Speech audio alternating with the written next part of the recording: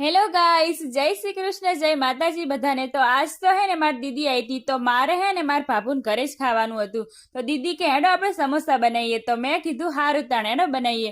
હું ભાભુના ઘરે જઈને એ પહેલા જ મારી દીદીએ લોટ બાંધીને તૈયાર રાખ્યો હતો। તો લોટ બાંધવા માટે મેદો, અજમો, મીઠું અને તેલ નાખીને લોટ બાંધી દેવાનો હે।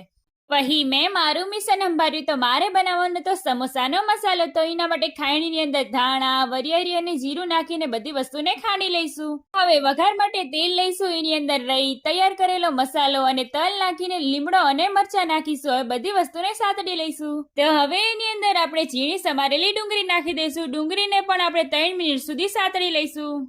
ડુંગળી આપણી સારી રીતે સતળી જઈ છે। અહીંયા તમે જોઈ શકો કે એનો કલર બદલાઈ ગયો છે। તો હવે એની અંદર હળદર, મરચું અને ધાણા જીરું નાખીશું। હવે મસાલાને પણ આપણે 2 મિનિટ સુધી સાતળી લઈશું। મસાલા આપણે સારી રીતે સતળી જાય ને એટલે એની અંદર આપણે મેશ કરેલા બટાકા અને વટાણા નાખી દઈશું। તો હવે વટાણા અને બટેકાને આપણે સારી રીતે મસાલામાં મિક્સ કરી લઈશું। હવે એની અંદર આપણે સ્વાદ પ્રમાણે મીઠું નાખી દઈશું। તો હવે એની અંદર આપણે દરેલી ખાંડ અને લીંબુનો રસ નાખી દઈશું। હવે એની અંદર આપણે ગરમ મસાલો અને કોથમીર નાખીને બધી વસ્તુને સારી રીતે મિક્સ કરી લઈશું। તો આપણો મસાલો બનીને તૈયાર છે। તો હાલો આપણે સમોસા ભરી લઈએ। તો અહીંયા મારી દીદી બેસી જઈએ સમોસા ભરવા માટે। તો આ રીતના આપણે સમોસા ભરવાના છે। આ રીતે આપણે કોણ જેવું વારી દેવાનું છે।